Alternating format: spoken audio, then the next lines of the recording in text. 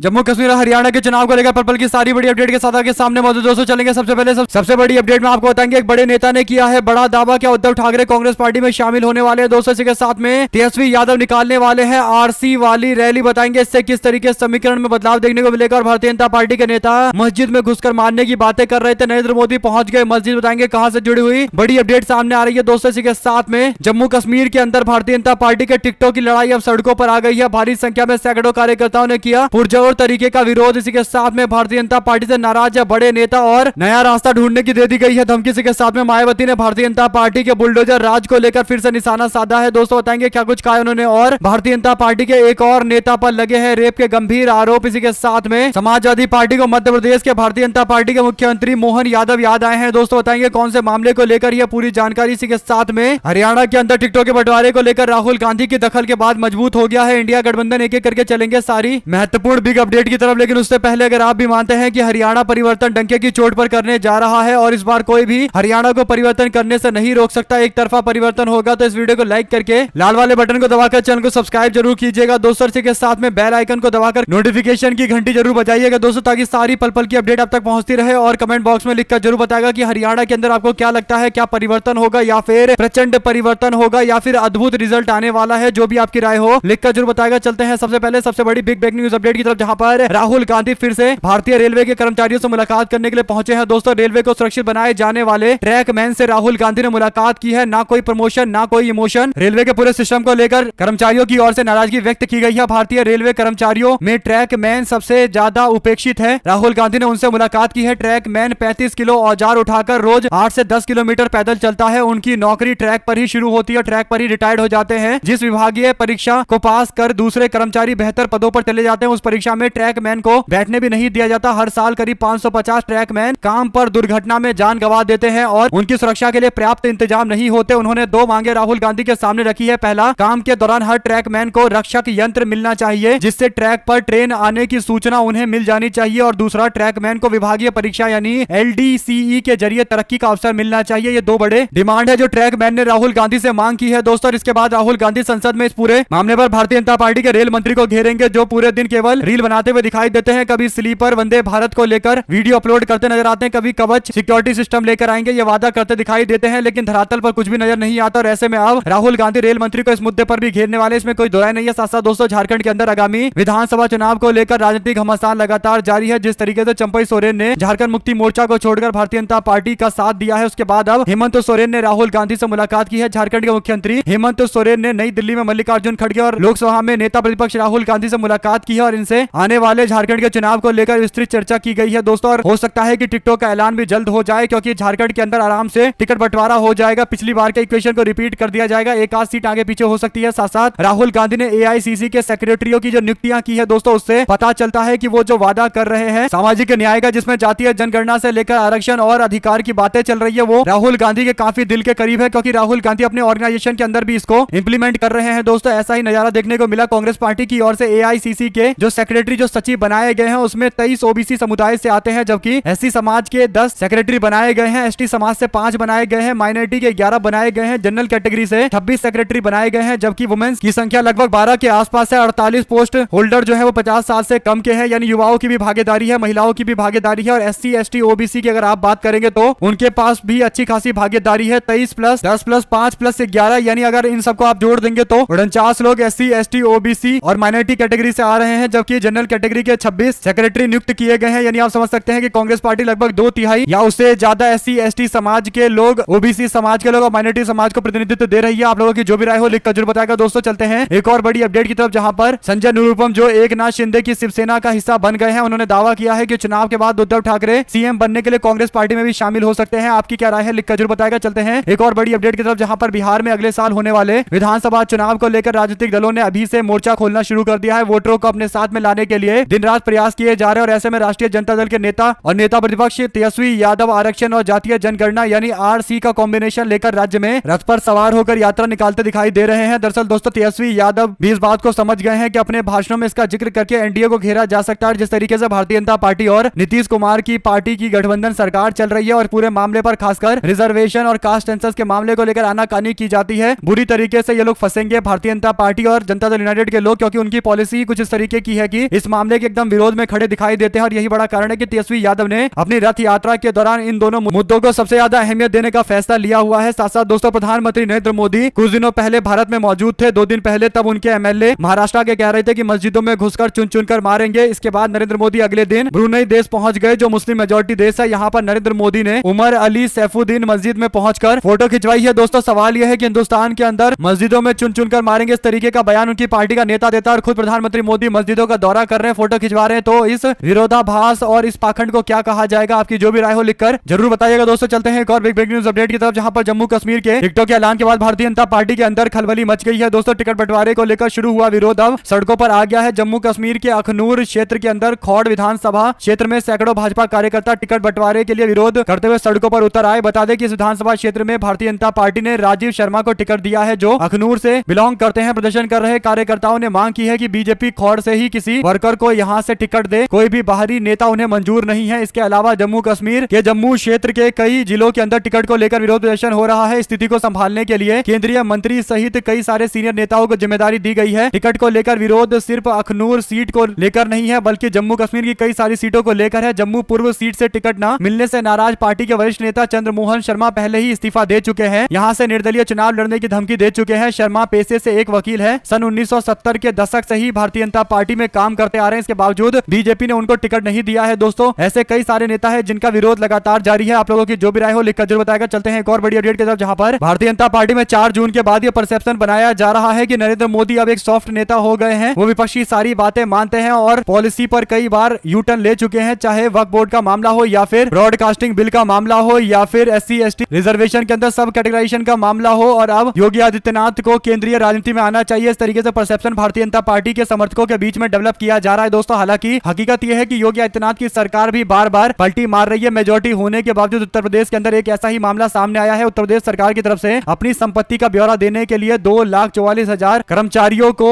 वेतन नहीं दिया गया। जो जानकारी दी जा रही है उसके अनुसार 31 अगस्त तक इन सबको अपनी संपत्ति की जानकारी सरकारी पोर्टल पर देना था, लेकिन लगभग 2.5 लाख के आसपास कर्मचारी ऐसा नहीं कर पाए। इसके बाद इनकी सैलरी रोकने की धमकी दी गई। दोस्तों इसके बाद भारतीय जनता पार्टी के जो समर्थक है वो कहने लगे कि योगी आदित्यनाथ नरेंद्र मोदी की तरह नहीं झुकेंगे, वो यू टर्न नहीं लेंगे और हमेशा कठोर फैसले लेंगे। देश को ऐसे नेतृत्व की जरूरत है, इस तरीके की तारीफ कर ही रहे थे कि अचानक से एक और खबर सामने आ जाती है कि अब योगी आदित्यनाथ की सरकार ने कर्मचारियों को 2,44,000 कर्मचारियों को संपत्ति का ब्यौरा देने के लिए 2 अक्टूबर तक का समय दे दिया है। यानी फिर से अपने डेडलाइन पर पलटी मारी गई है। दोस्तों यानी अंतिम समय 31 अगस्त तक का दिया गया था, फिर से पलटी मारकर अब 2 अक्टूबर तक का समय कर दिया गया है। आप लोगों की जो भी राय हो लिखकर जरूर बताइएगा। दोस्तों कि प्रधानमंत्री मोदी और भारतीय जनता पार्टी के लोगों के पास केंद्र में तो बहुमत नहीं है, लेकिन उत्तर प्रदेश के अंदर योगी आदित्यनाथ सरकार के पास अच्छा खासा मेजोरिटी है। इसके बावजूद 31 अगस्त की डेडलाइन खत्म होने के बाद अब 2 अक्टूबर तक की डेडलाइन दे रहे हैं, तो इसका सीधा मतलब यह है कि पलटी मार रहे हैं। साथ साथ महाराष्ट्र के पूर्व मंत्री एकनाथ खड़से ने सोमवार को बीजेपी में औपचारिक तौर पर शामिल होने के लिए इंतजार कराए जाने पर निशाना साधा है। उत्तर महाराष्ट्र के इस दिग्गज नेता ने कहा कि कुछ महीने पहले भारतीय जनता पार्टी के अध्यक्ष JP नड्डा ने उनका पार्टी में स्वागत किया था, लेकिन अभी तक कोई औपचारिक ऐलान नहीं किया गया है। यानी भारतीय जनता पार्टी ने अभी तक उनको लेने का कोई ऐलान नहीं किया है। देवेंद्र फडणवीस का नाम लिए बिना उन्होंने कहा कि कुछ लोगों के विरोध के कारण औपचारिक सार्वजनिक घोषणा नहीं हो सकती है। मुझे लगता है कि ऐसी स्थिति में भारतीय जनता पार्टी में बने रहना ठीक नहीं है। आपको बता दें कि भारतीय जनता पार्टी एक व्यक्ति को अपनी पार्टी में ले लेती है, लेकिन औपचारिक ऐलान नहीं किए जाते। इसके पीछे बड़ा कारण ये हो सकता है कि उनके ऊपर कई सारे भ्रष्टाचार के गंभीर आरोप लगे थे। मनी लॉन्ड्रिंग का मामला चल रहा था, जेल में कई सालों तक रहकर आए हैं। तो भारतीय जनता पार्टी नहीं चाहती है कि उनका नाम बीजेपी से जुड़े, लेकिन अब सबको पता है कि भारतीय जनता पार्टी उन्होंने ज्वाइन कर ली है। अगर आप भी मानते हैं दोस्तों की चुनाव से पहले नहीं बल्कि चुनाव के दरमियान ऐसा किया जाएगा ताकि अन्य मुद्दों के बीच में ये बात छुप जाए कि एकनाथ खड़से भारतीय जनता पार्टी में ज्वाइन कर गए हैं, जिन पर भ्रष्टाचार के कई सारे गंभीर मामले दर्ज है। आप लोगों की जो भी राय हो लिखकर जरूर बताएगा। चलते हैं एक और बड़ी अपडेट की तरफ, जहां पर मायावती ने भारतीय जनता पार्टी पर जोरदार निशाना साधा है। दोस्तों बुलडोजर को लेकर सुप्रीम कोर्ट के निर्णय के बाद उन्होंने कहा कि देश में आपराधिक तत्वों के विरुद्ध कार्रवाई कानून के तहत होनी चाहिए। इनके अपराध की सजा उनके परिवार या नजदीकी लोगों को नहीं मिलनी चाहिए। यह सब हमारी पार्टी की रही सरकार ने कानून द्वारा कानून का राज यानी rule of law by law स्थापित करके दिखाया। बुलडोजर का भी इस्तेमाल अब माननीय सुप्रीम कोर्ट के आने वाले निर्णय के मुताबिक ही होना चाहिए। हालांकि उचित तो यही होगा कि इसका इस्तेमाल करने की जरूरत ना पड़े, क्योंकि आपराधिक तत्वों को सख्त कानून की तहत ही निपटाया जा सकता है, जबकि आपराधिक तत्व के परिवार व नजदीकियों पर बुलडोजर का इस्तेमाल करने की बजाय संबंधित अधिकारियों पर ही कठोर कार्रवाई होनी चाहिए, जो ऐसे तत्वों के साथ मिलकर पीड़ितों को सही न्याय नहीं देते हैं। सभी सरकार इस पर जरूर ध्यान दे। मायावती की और सभी बुलडोजर वाले मामले को लेकर भारतीय जनता पार्टी सरकार पर जोरदार निशाना साधा गया है। दोस्तों इसी के साथ में बीजेपी के नेता उसके ड्राइवर ने नौकरी का झांसा देकर एक महिला के साथ रेप किया, इस तरीके की आरोप लगे हैं। FIR दर्ज की गई है। उत्तराखंड के नैनीताल से जुड़ी बड़ी अपडेट सामने आ रही है दोस्तों। इसी के साथ में मुंबई हाईकोर्ट ने सोमवार को महाराष्ट्र पुलिस को महंत रामगिरी महाराज का वीडियो हटाने का आदेश दिया है। इस वीडियो में पैगंबर साहब के खिलाफ कुछ आपत्तिजनक टिप्पणियां की गई थी। इसे लेकर मुस्लिम समुदाय की भावनाएं भड़की। इसके बाद पूरे मामले पर कार्रवाई की अपील की गई थी दोस्तों। जहां तहां रैलियां निकाली गई थी और एक तरीके से पुलिस प्रशासन पर दबाव बनाया गया, तब जाकर एफआईआर दर्ज की गई है और अब वीडियो को हटाने के लिए कोर्ट की ओर से आदेश जारी कर दिया गया है। आप लोगों की जो भी राय हो लिखकर जरूर बताएगा। चलते हैं एक और बड़ी अपडेट की तरफ, जहां पर मध्य प्रदेश के मुख्यमंत्री मोहन यादव के पिता के निधन की खबर सामने आ रही है दोस्तों। इस पर समाजवादी पार्टी के ऑफिशियल हैंडल से मध्य प्रदेश के मुख्यमंत्री डॉक्टर मोहन यादव के पिता पूनम चंद यादव के निधन को लेकर संतावना दी गई है। शोक संतप्त परिवार के प्रति गहरी संवेदनाएं व्यक्त की गई है और भावभीनी श्रद्धांजलि भी दी गई है। समाजवादी पार्टी की ओर से लिखे गए इस पोस्ट के बाद कई तरीके की प्रतिक्रिया सामने आ रही है दोस्तों। के साथ में जिंद के पूर्व एमपी ब्रिजेंद्र का बीजेपी जननायक जनता पार्टी दोनों पर निशाना। कहा बीजेपी उस पार्टी से प्रत्याशी बना रही है जिसका वजूद ही खत्म हो चुका है। जननायक जनता पार्टी से भारतीय जनता पार्टी के लोग प्रत्याशी लेकर आ रहे हैं। साथ साथ कांग्रेस पार्टी का हरियाणा में 66 सीटों पर उम्मीदवार फाइनल हो चुका है। नाम भी फाइनल हो चुके हैं। उम्मीदवार विधानसभा के चुनाव के लिए जल्द सामने दिखाई देंगे और इसके बाद वो चुनावी मैदान में उतरेंगे और पूरी तरीके से क्लियर कट अप्रोच के साथ कांग्रेस पार्टी चुनावी मैदान में दिखाई देने वाली है। आपको बता दें कि आज अंतिम निर्णय ले लिया जाएगा। बाकी की 24 सीटों पर क्या होगा, आज अंतिम निर्णय ले लिया जाएगा। हरियाणा के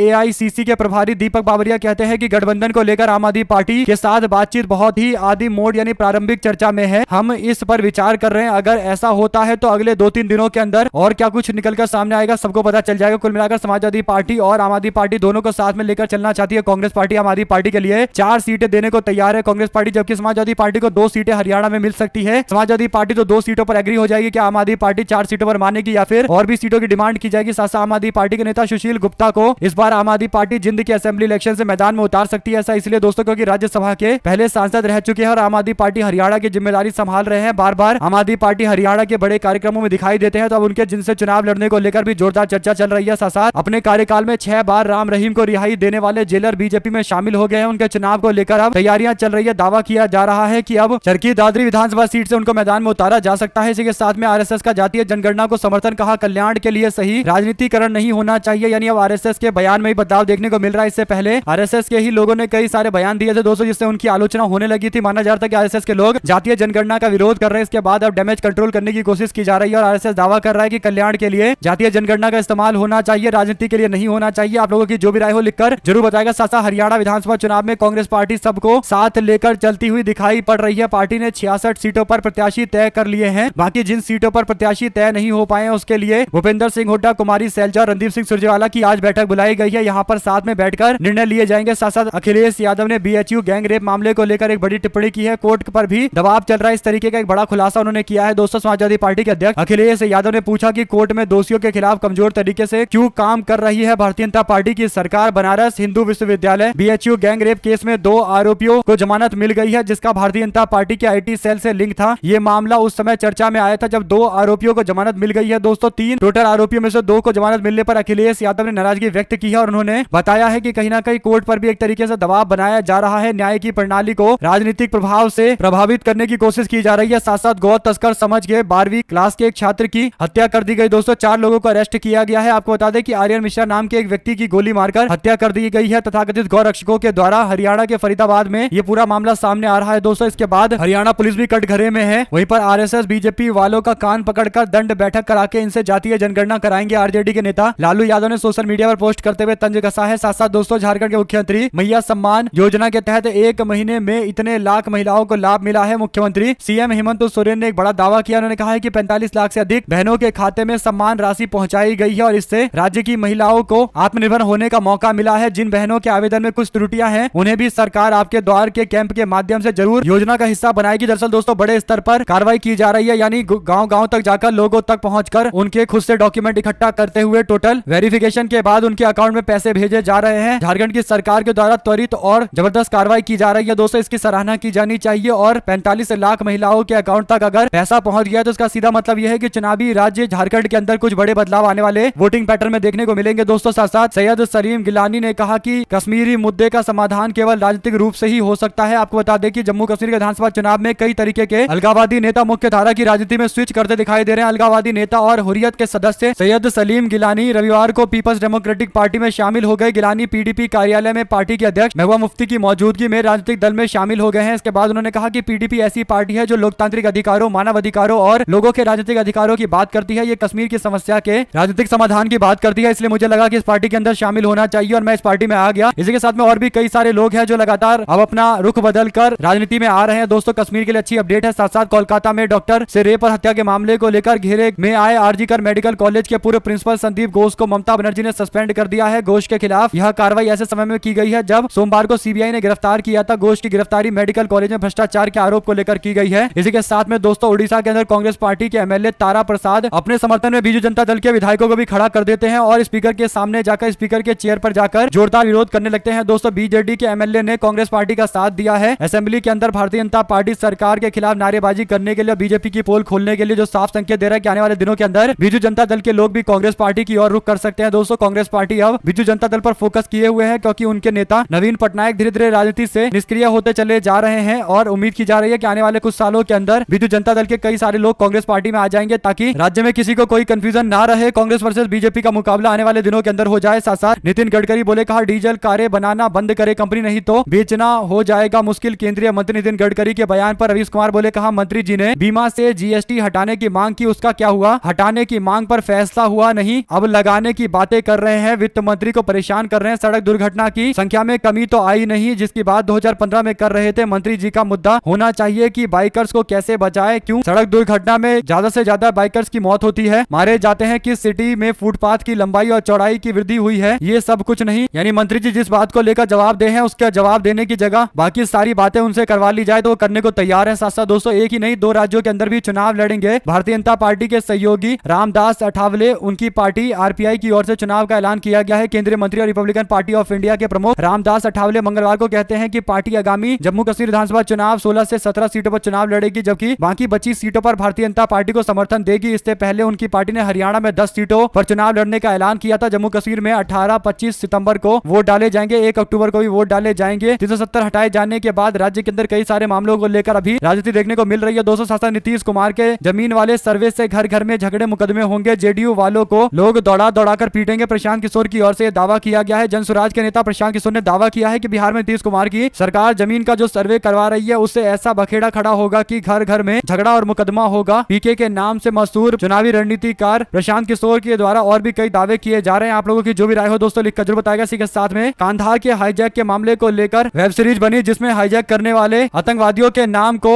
गलत तरीके से रिप्रेजेंट किया गया था तो सरकार की ओर से नाम बदलने के लिए कहा गया। इसके बाद लोगों ने सोशल मीडिया पर तंज कसते हुए भारतीय जनता पार्टी से पूछा है कि ठीक है आपने नाम बदलवा दिया लेकिन ये तो जरूर बताइए कि अटल बिहारी वाजपेयी की सरकार में आखिर आतंकवादियों को क्यों छोड़ा गया, इतनी दबाव में क्यों आ गई भाजपा की सरकार। आप लोगों की जो भी राय हो दोस्तों लिखकर जरूर बताएगा। इसके साथ में बीजेपी आईटी सेल का ध्रुव सक्सेना आईएसआई की मुखबरी कर रहा था। बीजेपी का तारिक अहमद मीर मोदी की मंच पर रहता और हिजबुल मुजाहिदीन का समर्थन करता है। बीजेपी का तालिब हुसैनी शाह दुर्दांत आतंकवादी था। बीजेपी से सैफुल्लाह को टिकट दिया गया। बीजेपी ने आसिया अंद्राबी को बेटी बचाओ बेटी पढ़ाओ का चेहरा बनाया, वो पाकिस्तान का समर्थन करती है। बीजेपी ने आईएसआई को पठानकोट बुलाकर पहली बार एयरफोर्स बेस जाने की इजाजत दी। बीजेपी ने मसूद अजहर को रिहा किया। ये किस मुंह से बोलेंगे आतंकवाद पर भारतीय जनता पार्टी के लोग। जो नई नई वेब सीरीज बनी है दोस्तों इस पर ज्ञान बांट रहे थे। कांग्रेस पार्टी की नेत्री सुप्रिया शिनेट की ओर से ये सारे सवाल पूछ लिए गए जिसका एक भी क्लियर जवाब इनके पास नहीं था। साथ साथ पश्चिम बंगाल सरकार ने विधानसभा के अंदर एंटी रेप बिल पास किया है। 2024 का ये कानून है, 5 सितंबर से लागू होने वाला है। इसमें कहा गया है कि बलात्कार के मामलों में बलात्कार की घटना के 10 दिनों के भीतर आरोपी को फांसी दिलवाई जाएगी। बलात्कार के मामले में एफआईआर नहीं करने वाले पुलिस कर्मियों को निलंबित भी कर दिया जाएगा। साथ साथ दोस्तों चंपई सोरेन आखिरकार भारतीय जनता पार्टी के नेता बन गए। उन्होंने भी बीजेपी को मिस कॉल दे दिया। उनका भी बीजेपी वाला आइडेंटिटी कार्ड तैयार कर दिया गया। उन्होंने खुद सोशल मीडिया पर शेयर किया है। साथ साथ दोस्तों उत्तर प्रदेश में राज्य महिला आयोग का गठन, बबीता चौहान अध्यक्ष बनाई गई है, अपर्णा यादव को उपाध्यक्ष बनाया गया है। आखिरकार फिर से उनको एक बड़ा पद दे दिया गया है जिसका इंतजार लोग कर रहे थे। पहले लग रहा था कि चुनाव लड़वाया जाएगा, अब महिला आयोग में बड़ी जिम्मेदारी दे दी गई है। साथ साथ राजस्थान बीजेपी के विधायक और मंत्रियों के बीच में तीखी नोकझोंक देखने को मिली है। दोस्तों खबर यह है कि सरकार के कामकाज से असंतुष्ट लालसोट के विधायक रामविलास मीणा ने नगर विकास मंत्री झावर सिंह खर्रा पर जमकर हमला बोला। यहां तक कि सचिवालय में बंद कमरे में दोनों नेताओं के बीच में तीखी बहस देखने को मिली। इस दौरान भड़के भाजपा के विधायक ने मंत्री को लेकर कहा कि वो बूढ़े हो गए हैं इसलिए दिमाग खिसक गया है। वही इसके जवाब में मंत्री ने पलटवार करते हुए विधायक को मंदबुद्धि करार दे दिया। कुल मिलाकर भाजपा के अपने ही लोग, अपने ही मंत्री और विधायक आपस में भिड़े पड़े हैं। यानी आप समझ सकते हैं कि किस स्तर पर भारतीय जनता पार्टी के अंदर अब बवाल देखने को मिल रहा है। दोस्तों हमारे साथ लगातार जुड़े रहने से दोस्तों भाइयों बहनों मित्रों का बहुत बहुत धन्यवाद। ज्यादा से ज्यादा वीडियो को शेयर कीजिएगा ताकि सभी तक पूरी इन्फॉर्मेशन पहुंचती रहे। बहुत धन्यवाद।